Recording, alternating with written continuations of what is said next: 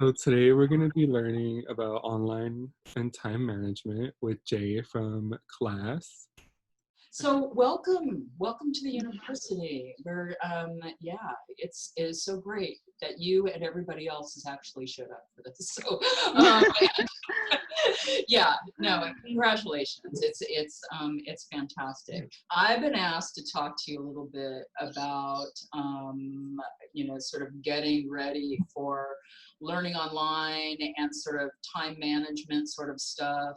And I guess I want to, I have a set list of things that I usually talk about here, but I want to start off by, just since it's just you, what kind of questions do you have about what you're up against here and what you're getting into and what concerns and what excitements and yeah.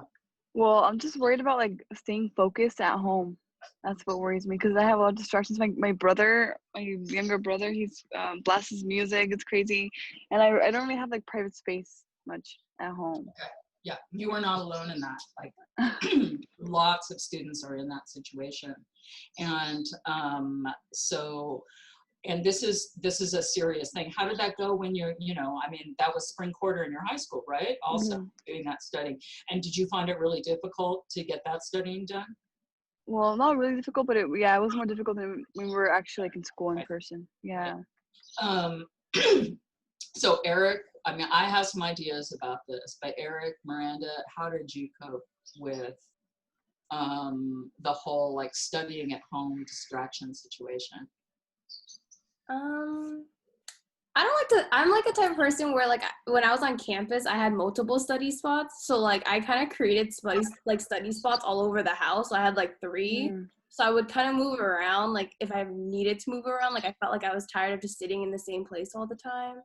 And I tried putting signs on my door. Didn't work out for my family, but it was the thought that counted. I'm in a pretty similar situation as Cassandra. Like, I don't have my own room. Like I sleep in the living room, so it was a bit difficult in spring when everything was online. I sat in like one little corner of my house, and I was like, "This will be my corner for me to do work." But luckily, I was able to move back to Santa Barbara, and I had my own desk there and stuff. So then it got easier. But now that I'm here right now, then yeah, just like, even though the space is limited, like just trying to find like one little spot to like do your work is really helpful. When you tried to choose that one little corner in your house, did that help at least? Yeah, having like at least that one spot was like helpful. And I know my family's like doing stuff all the time, so like on Zoom it's like a little bit difficult. But then like I try to like talk to them, and be, oh, like I'm gonna be in a meeting, like could we like be quiet? And they're like, why? And I'm like, well, just like for a little bit. And they're like, okay, fine.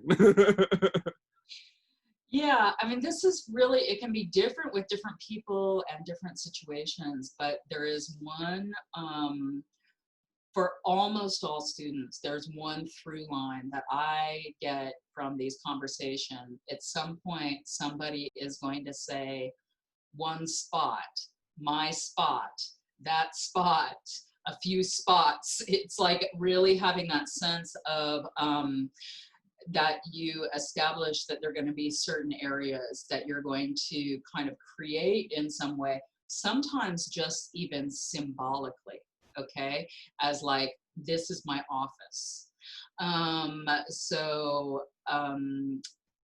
Like I talked to one student this morning who said that she would literally turn her computer this way for that's when she's working, and she would turn her computer this way for that's when she's playing.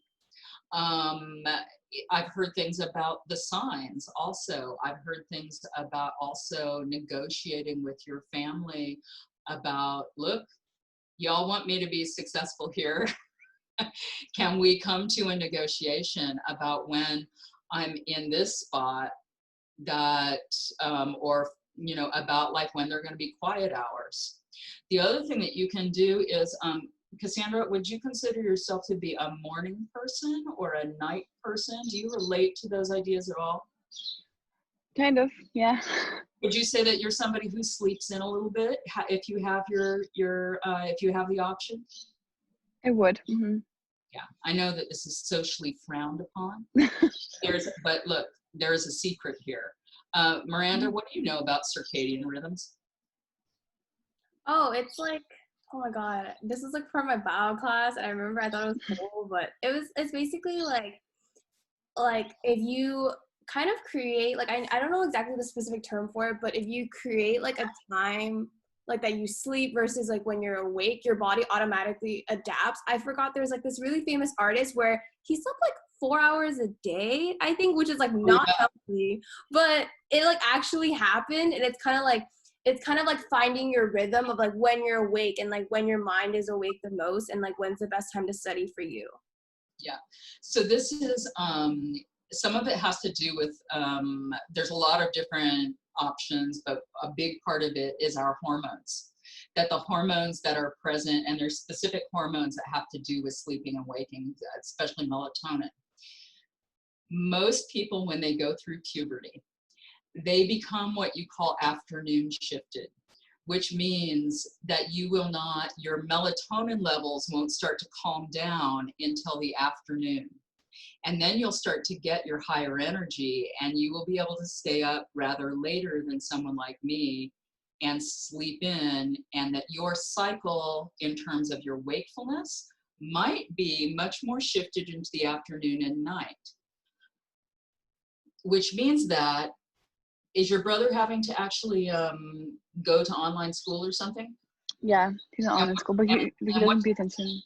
What time is his online school? It starts at 9 a.m.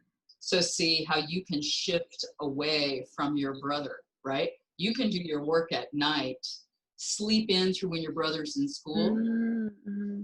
right? So you can use things like shifting the time to your advantage if you look at your time management. And I have talked to quite a few students who are like, yeah, I'm studying at night right now because A, I like it better, and because B, the rest of the people in my house are not awake anymore. Your brother's going to have to go to sleep earlier than you because he's got to be up for his 9 a.m.s. You don't have to be up for 9 a.m.s. So this is another little strategy in there. The other thing about putting up signs, the hard research that's underneath all of this and around focus has to do, like, one of the big solutions for it, and I think this is basically what we're talking about here, is this idea of cueing. That if you have a series of visual, auditory, mental, verbal cues that remind you, I'm working right now. So that sign that you put up, Miranda, that didn't work out for them, it might have in some subtle ways worked out for you, because it was a way, I mean, you could even experiment with putting that sign over your computer, you know, and that is a way of, like, you know, when you find yourself drifting out, saying, I'm at work right now. Let's remember what's going on. Does that help at all, Cassandra? Sort of see what the options are? Okay. Yes. All right. What other concerns do you have about all this? What classes are you taking this fall? Oh, yeah, speaking of that, I'm only taking 3 classes because I wanted to, like, take it slow, and I was like, well, I don't want. I have anxiety. I have really bad anxiety, and I was like, I don't need anything. Yeah. I'm taking intro to chemistry, anthropology, and Chicano studies. Who do you have, or which anthropology? Are you in Anth 5 or Anth 2? I think it was 3, unless I messed up. Is it, it's cultural anthropology, bioanthropology, or archaeology? Archaeology. Oh, I'm jealous. Is that bad? Oh, yeah, it's really cool. You should be an archaeologist. That's what, like, you don't know what you do that. It's awesome. Big things. Okay. Anyway, so you're in archaeology, and okay, so chem and tell me Chicano Chicano studies. Who do you have for Chicano studies? I think it's Mario Garcia. That's Famous. another professor. Right. Yeah, good. Okay, so which of these classes, do any of these classes make you nervous at all? The chemistry. Why? I feel like it's gonna. Well, I told my friend go Santa Barbara, and he said that that one might be difficult. Okay. Yeah. Yeah. Did you do your Alex? Did you my what? Are you in 25 or are you in 1A? I think it's 25. 25. Yeah, no, I have to say this is a brand new class. Oh, I'm okay. not sure what's going on there, except I know that the professor is really good. I've sat in on his classes before. I really like him. He's very smart. Okay. And he does this thing of like involving, you know, he really puts the chemistry in the context of the world. It's, you know, it's not as mathy. So what makes you, so your friend said it would be difficult. So are you afraid of things that are difficult? Yeah. Okay, so how do I make you stop being so afraid of things that are difficult? Have you overcome things that are difficult before? Well, yeah, with my anxiety, I have. It's gotten a lot better. Yeah. Yeah. Okay. So I want you to remember that about yourself. Yeah, of course it's going to be difficult. The stuff here is difficult. That is the way it is. You are utterly prepared for this, and you have done it before. Okay, this is who you are. And yeah, you're not here because you already know this chemistry. You're here because you're ready to confront that difficulty. Do you get scared when things are difficult? Yeah. What are you scared of? I get like nervous. Like, what if I fail? What if I do bad? I just start overthinking and just assume the worst sometimes.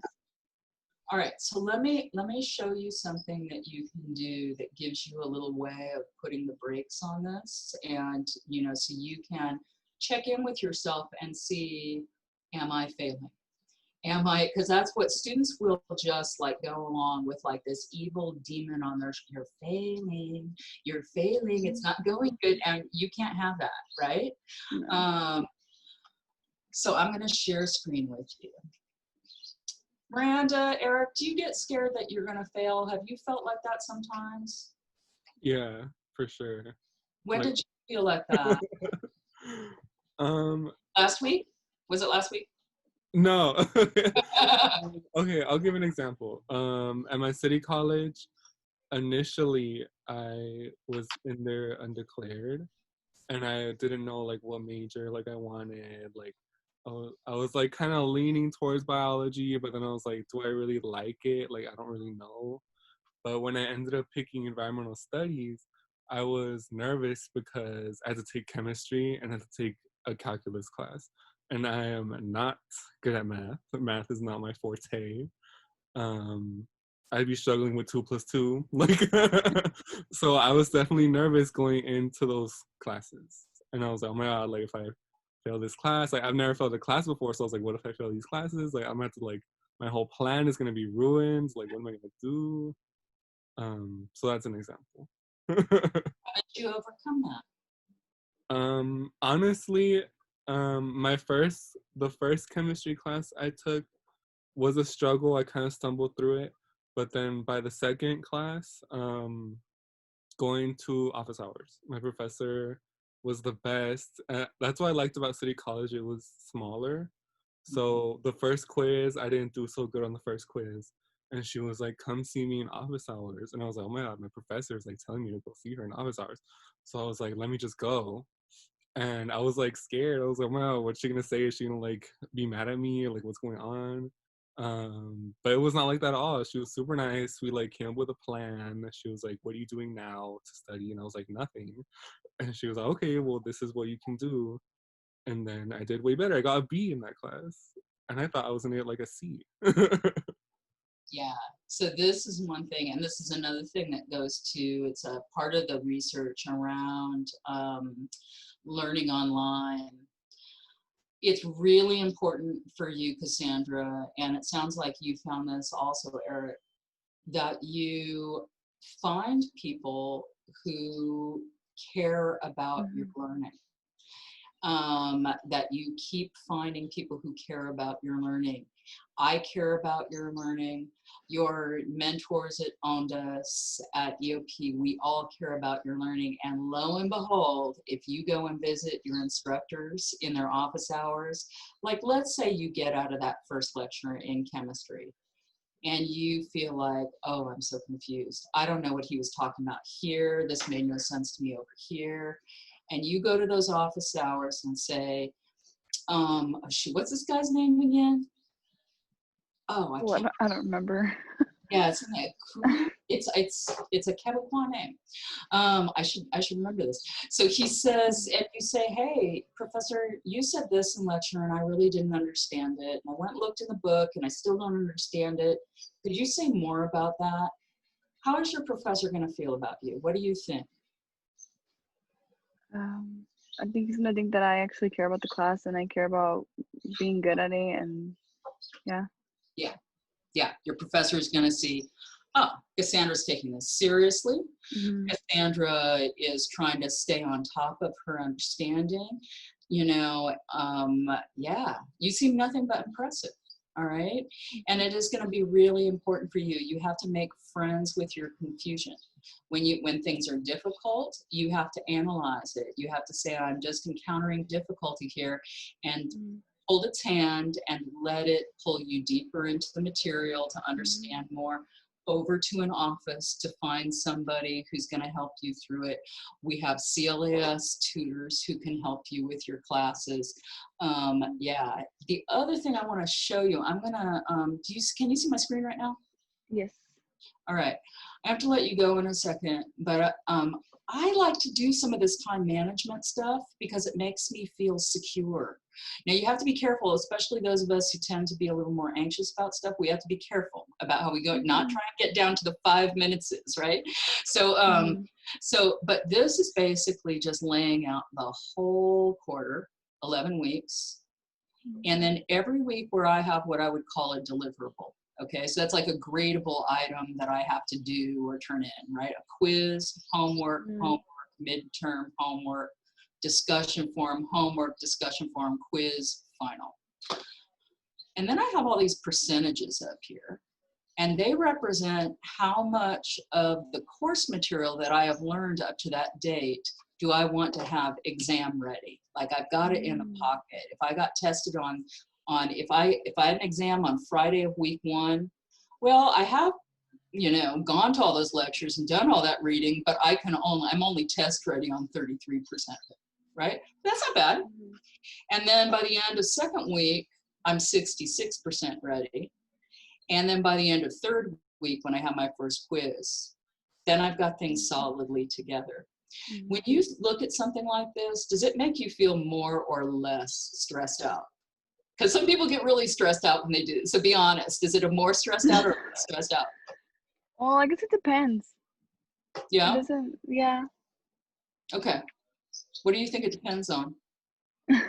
On how I'm feeling about the class. Okay. Yeah, no, I got it. Well, and in some ways that's important, because if you can like predict, like, okay, maybe by the end of week 1, it's not necessarily 100% that I'm going to be feeling really good, but I'll probably be able to feel good enough that I can get at least to this level, right? I can at least know how to do a third of the problems really well, right? Or I can, you know, that you can, so this is a way, and you don't have to do it with these percentages. What I'm saying is the whole idea of like spreading out the work, making it really calm and gentle for yourself, that's important. Another way you can do that, if my screen will forward again.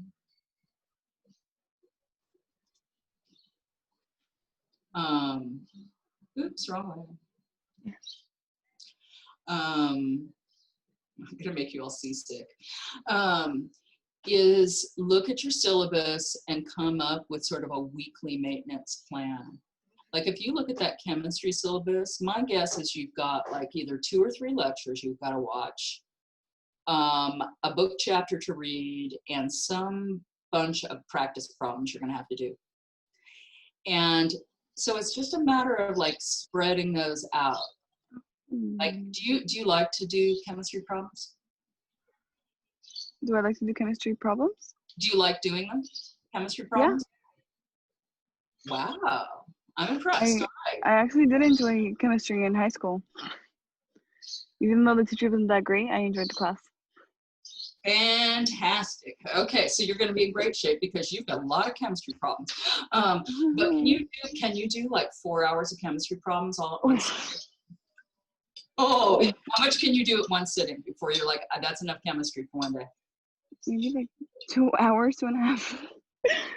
If I split it up, like not like straight 2 hours. Do you know what I mean? Miranda, Eric, can you do 2 hours at once? At once, no, but like splitting it up. Not splitting at once, but I think in a whole Yeah. day, like Cassandra's Yeah, like day, that, yeah. I think it's definitely The whole possible. day. Yeah. So that's no, I can do an hour, and then when I set in, like I said, I like trained all quarter to get up to being able to do 3 hours at once for the final because it's so hard. It takes so much concentration. So that's the thing. If you know, like, okay, look, my goal is to do 5 hours of problems every week. Spread it out, right? And then like you can just make it into a neat little list and keep yourself, calm around. Be able to check in with yourself and not have that like, oh, I'm failing feeling, have that like, well, I can do this percentage of the problems right now feeling, and if I want more, I'm going to read that. So, okay, I have to let you go. Do you have any questions for me, Cassandra? Questions like about this or anything going on in your coming to UCSB world? oh my god, I have so much that I can't even think of everything I have. Okay, well, here's the deal. What, Miranda? Oh, sorry to interrupt you, Jay. No, I was gonna say if you actually want to reach out to Jay or anyone from CLAS, I actually put their website in the Zoom chat right now. Okay. And I've also put like 2 apps that like I think a lot of students like that could help you like organize your schedule as well. Yeah. Thank you. I do a huge workshop about time management. I do a workshop about focus. I do a workshop about learning online. So we've got a lot of workshops at CLAS that we spend like 90 minutes on each topic. So sign up for one of those, or you can, I have my a schedule up of available appointments, and we can talk some more. So okay. when all those questions bubble up, write them all down. Their answers. Yeah. Okay. Yeah, you're gonna be great. Thank you. So I'll see you again soon. And Eric, Miranda, I wanna thank you for letting me do this, and thank ONDAS for letting me hang out here. So thank you for giving such great presentation. And Cassandra for joining us. And also, I know I mentioned Jay and CLIS as a resource. I just want you to know that Eric and myself and the other peer mentors at the OSC, like you can always come to us during our office hours as well if you ever want to chat just about like life. Also, totally, we love to talk. So yeah.